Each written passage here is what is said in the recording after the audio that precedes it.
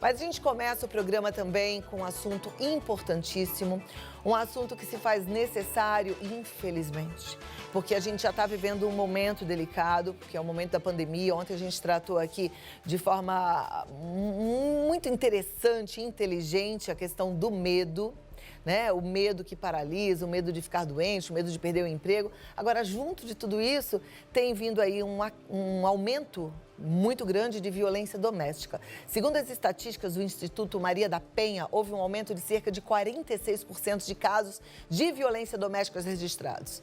Triste, né? Estima-se que os casos tenham aumentado ainda mais em comparação ao ano passado. E para falar mais sobre esse assunto, nos explicar quais medidas tomar nestes casos, eu recebo o Coronel Coimbra. Ele que tem 32 anos de experiência na área de segurança pública, é professor na Escola de Sargentos e formado em Segurança da Informação no Instituto Militar de Engenharia em Israel. É ele que está aqui com a gente e vai nos orientar.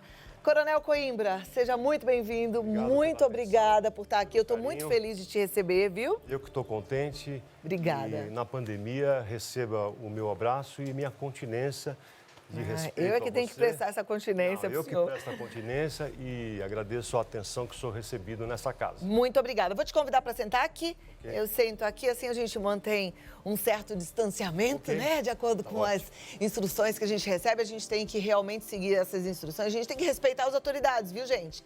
Esse negócio de se rebelar não tá com nada. Aliás, é bíblico. Respeito às autoridades é bíblico, viu? Verdade. Agora vamos lá. Coronel Coimbra, infelizmente, a gente está vendo aí esse aumento na violência doméstica, né? Infelizmente, sim. Conforme você mencionou no início do programa, é assustador. O que já era assustador se tornou pior em razão da pandemia, em razão da convivência próxima, né? Mas eu acredito que esse é um momento de reflexão e de autocrítica. E o objetivo que eu tenho aqui, se você me permitir, acredito que seja o mesmo que você tem. Se a gente sair daqui com um pouquinho de uma gota de uma esperança, de uma mudança de conduta, de uma reflexão para quem está sofrendo esse problema, eu já me dou extremamente feliz por poder acender uma luz no fim do túnel de alguém que esteja convivendo, no meu entender, com essa crise social, para não falar essa catástrofe social. Eu fico muito feliz, é a nossa missão aqui, agregar um pouquinho na vida de quem está assistindo, né? Eu fico muito feliz também pelo fato de estar conversando sobre violência doméstica com um homem. Normalmente a gente recebe aqui algumas advogadas, algumas que são bem envolvidas com essa causa, com a causa do feminicídio, porque a gente sabe que existe violência doméstica também das mulheres com os homens, né? Que existe das duas formas, mas infelizmente o número do homem contra a mulher é um pouco maior, né? É 1%. 1% nesse só? contexto só é 1%. Ainda não existe a delegacia do homem também, né? De repente o homem pode se sentir constrangido e fazer a queixa. Mas numericamente é apenas 1%, né? Interessante esse dado também, né? Para a gente também refletir aí no que é que a gente tem feito. Bom, mas vamos pensar então no que é que deve ser feito e por que a gente está vendo esse aumento. Algumas pessoas falam que por conta do abuso de substâncias e bebidas alcoólicas. Tem mais algum fator? Tudo tem sentido. Se a gente fizer historicamente, se você me permitir, no Brasil colônia, você vê como a coisa é antiga.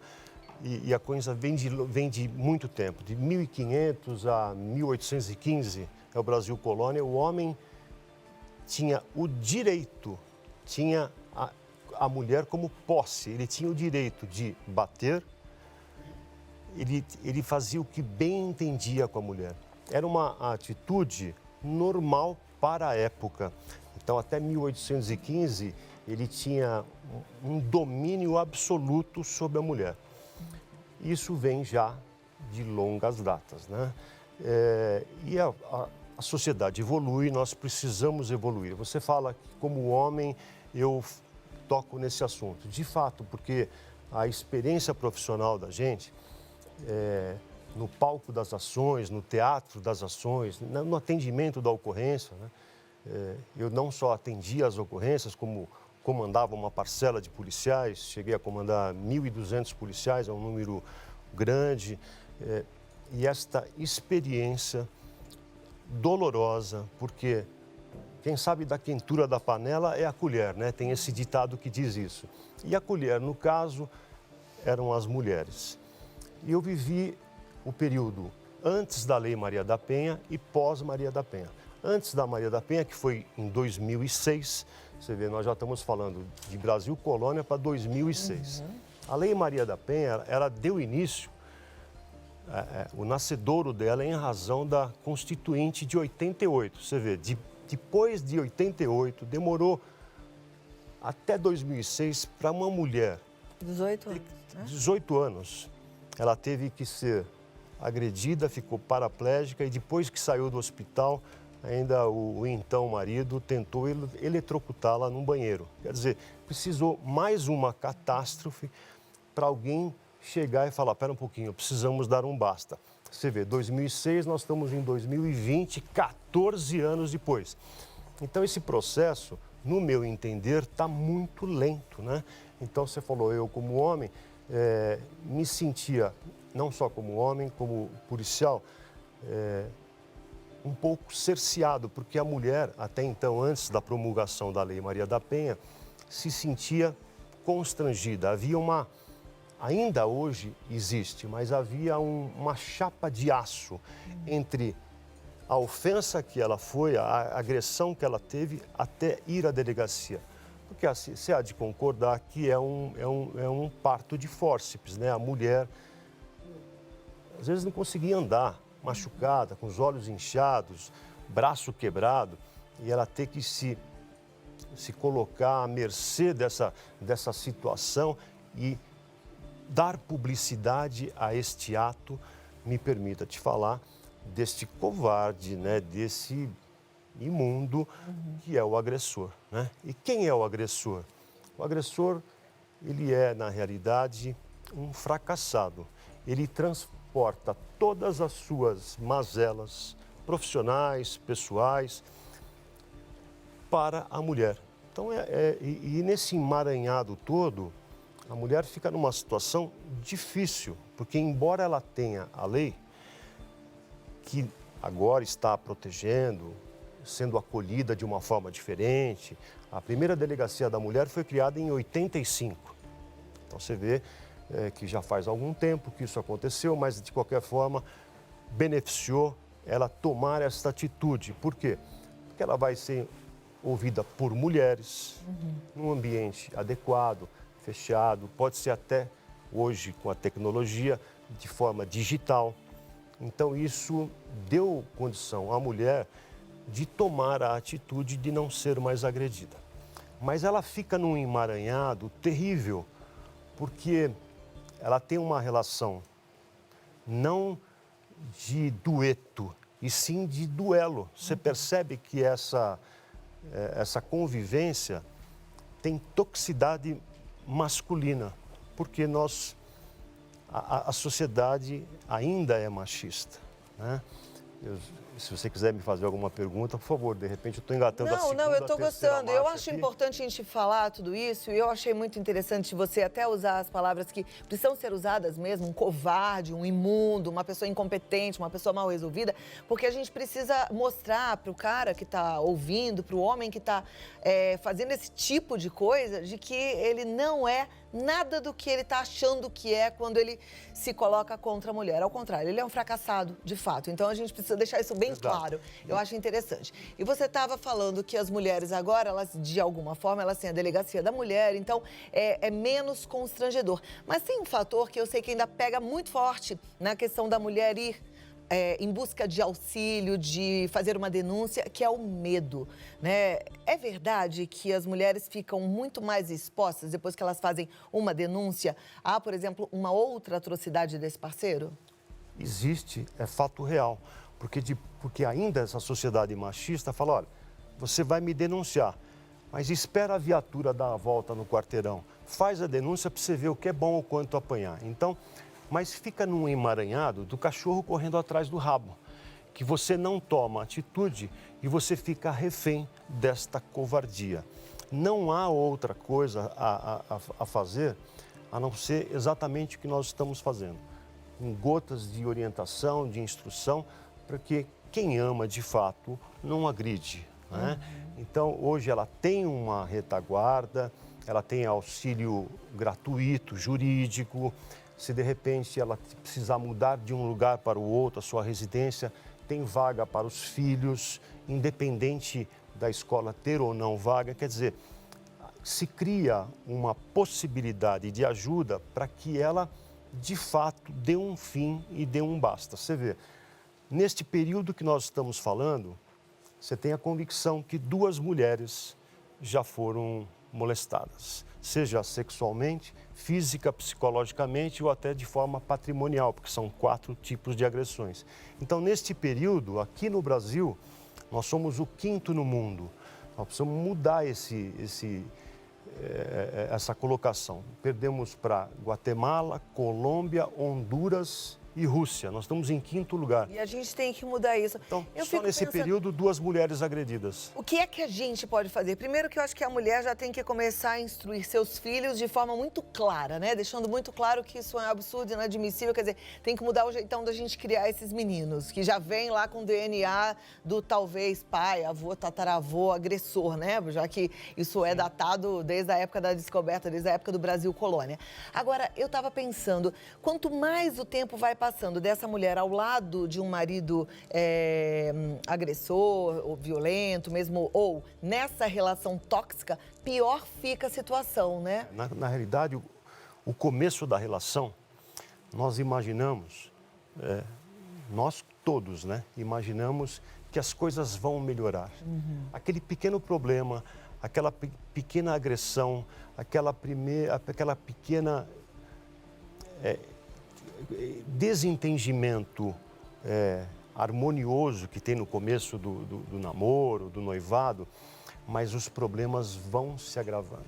Então, se você, homem, ou se você, mulher, não colocar a questão de educação, questão de família, hoje as famílias, algumas estão deterioradas, mas se você não se posiciona, falar, não, neste momento isto não me interessa, porque o agressor, ele dá sinais visíveis e invisíveis, quer na sua fala, quer na sua agressão, quer na sua ameaça. De sinais? Você não está vestido adequadamente, olha, você está parecendo pontinhos. Eu não quero você assim. Espera um pouquinho, aonde está o desrespeito? Aonde vai o meu limite e o teu limite? Né? Então, você vai percebendo que isso daí vai crescer, há uma crescente a ponto de, depois um dia, eu aperto a sua mão, eu puxo o seu cabelo, outro dia eu te empurro, daqui a pouco eu estou te chutando, daqui a pouco eu estou te chutando e puxando o cabelo, e essa agressão, ela vai num crescente a ponto de cometer um homicídio. Olha, eu acho que esse recado também é muito interessante para as adolescentes que estão aí assistindo, né? Tem muita adolescente começando o relacionamento e aí presta atenção nesses indícios, porque a princípio pode até parecer, ai, proteção, ele me ama, por isso que ele tem ciúmes, mas como a gente está ouvindo o Coronel Coimbra falar, as coisas só vão ficando mais complicadas. E a gente, quando é muito novinha, eu sei disso porque não sou mais novinha, mas já tive essa mesma sensação, a gente pensa que vai mudar o outro. Minha mãe sempre falava, quando eu era adolescente, ninguém muda ninguém, presta atenção, porque ninguém muda ninguém mesmo, É questão, né? de posicionamento, né? Se você, num primeiro momento, não precisa brigar. Falou, olha, eu não gostei dessa atitude, se for assim, não me interessa. Mas aquela efervescência, né, juvenil, que todos vivem, né?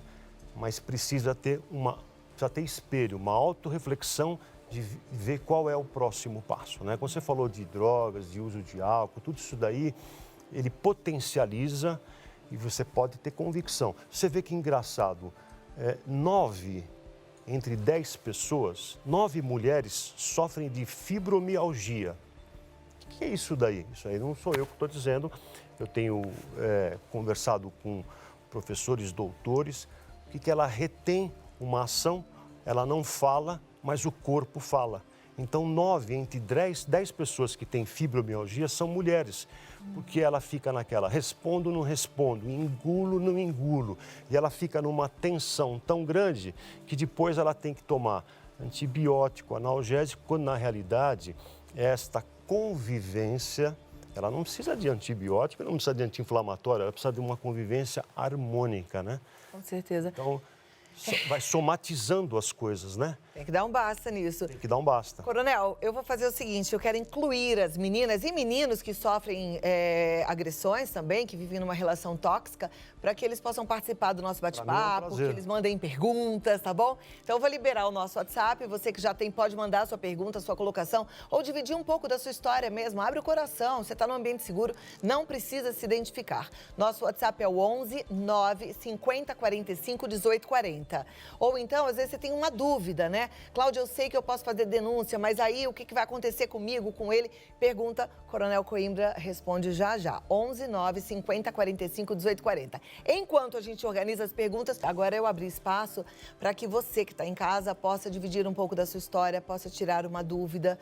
A gente não pode mais ficar calada diante dessa situação, a gente tem que agir, a gente tem que buscar apoio, fortalecimento, né, para agir de forma correta, entendendo também de que forma a gente está amparado pela lei, né, pela polícia. Isso tudo, hoje, a gente já tem um amparo diferente do que a gente tinha no passado, tá certo? Sim.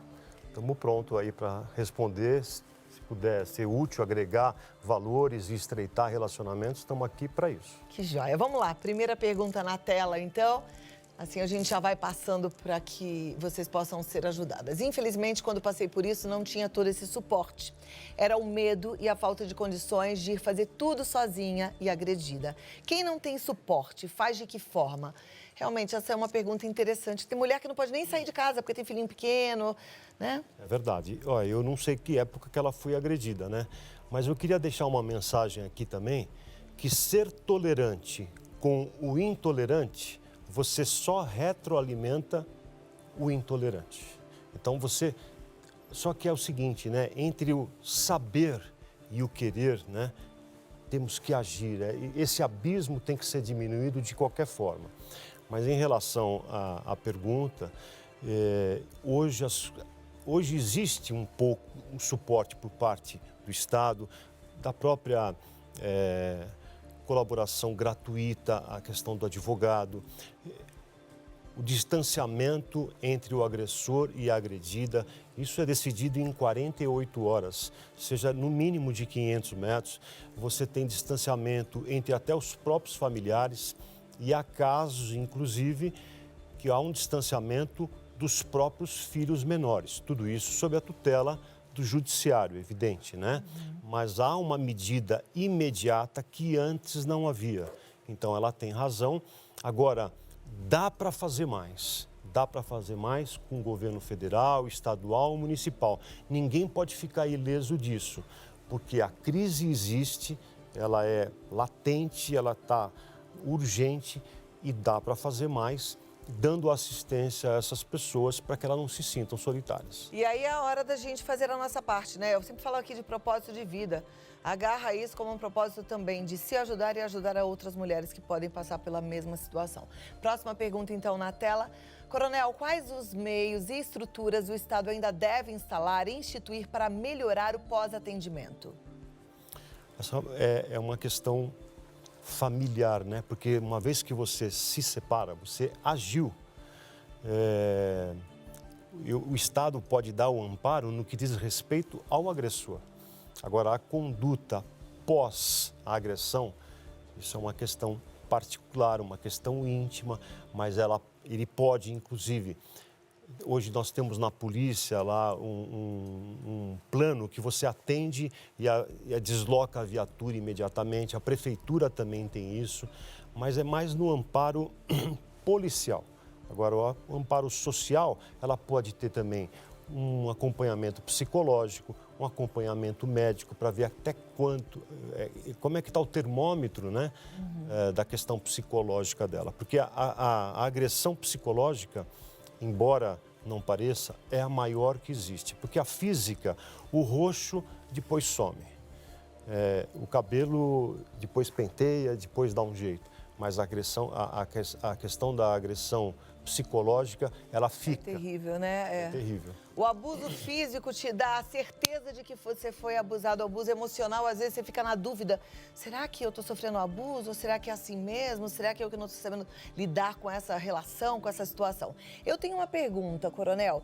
Vamos supor que eu fui abusada. Aí eu chamo uma viatura. A viatura chega lá e eu falo, o que vai acontecer com o meu marido se ele estiver do meu lado ou dentro de casa?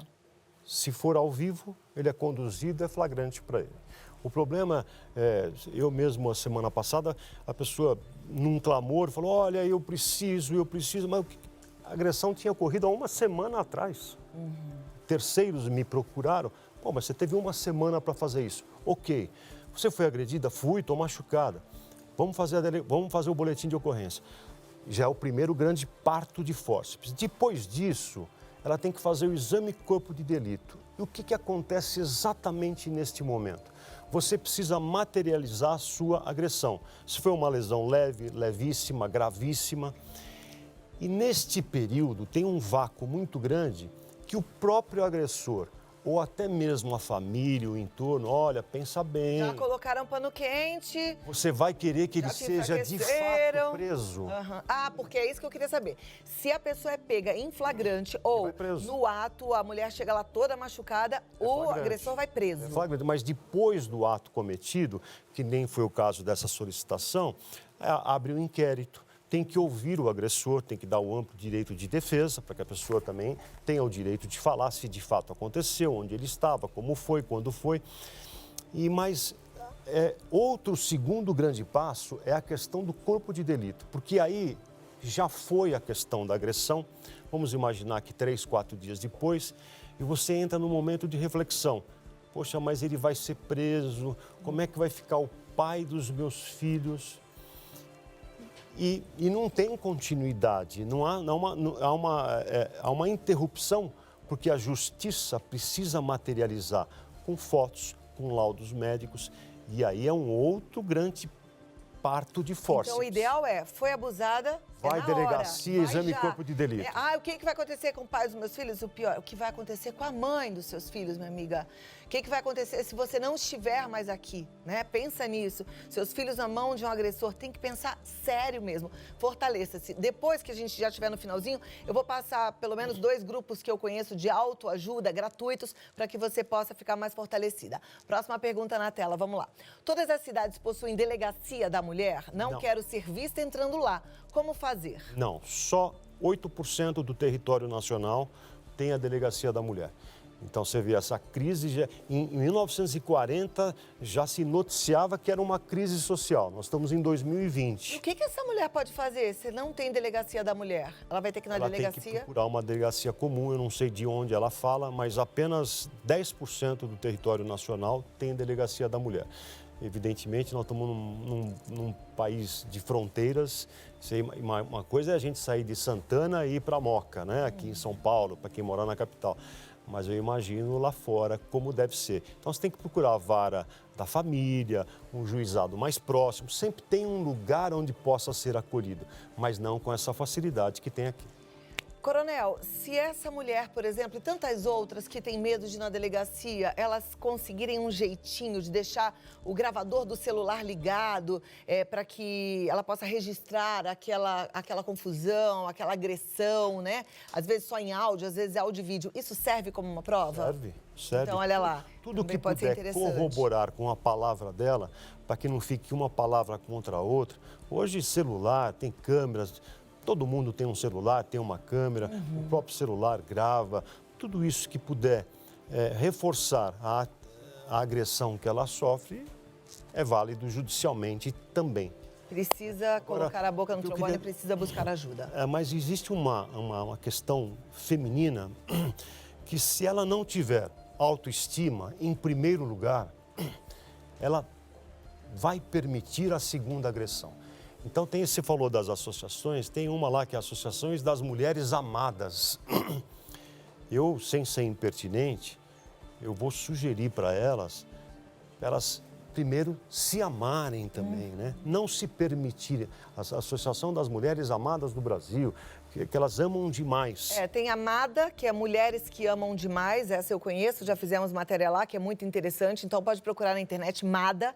E é legal porque esses grupos, eles tanto te dão apoio, quanto te ajudam nessa questão da autoestima, do empoderamento, mas também de preparar a crise, porque assim, quando a gente resolve virar a situação, toda mudança gera uma crise, mas é necessário que tenha essa crise para gerar a mudança, mas você precisa estar preparado, então procure uma associação dessas. Então, tem a Mada.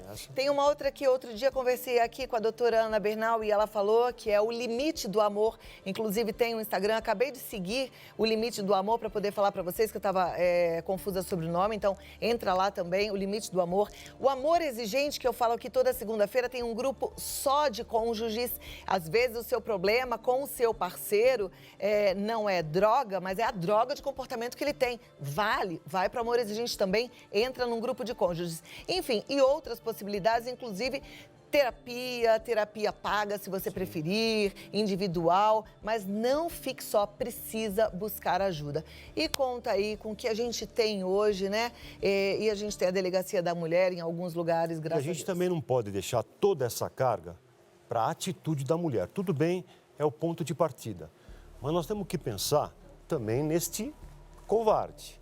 Agora, o que a gente pode sugerir? Além de duplicar, triplicar a pena, não é o suficiente. É o cumprimento da pena.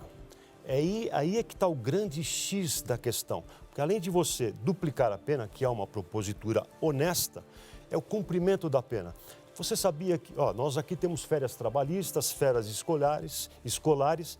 Você acredita que tem férias de cumprimento de pena?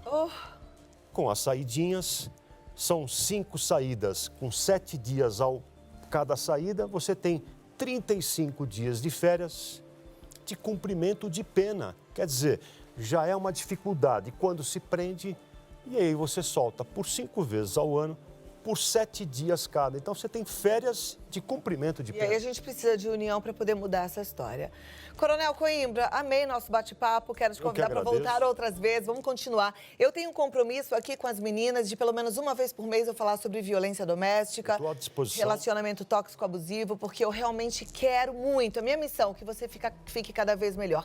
E eu sei que isso é um ponto que tem machucado a muitas mulheres e colocado a vida de muitas em risco. Se você me permitir, para quem quiser me seguir, basta digitar no Facebook, Instagram, YouTube, você colocar Coronel Coimbra, já vai aparecer meu link. Eu ia passar Coronel Coimbra em todas as redes, gente. YouTube, Face, Instagram e Twitter. Vou seguir também, foi um prazer conhecê-lo, recebê-lo e volte outras vezes, tá bom? Muito obrigada, um excelente trabalho, um ótimo dia. Tá bom, tchau, tchau.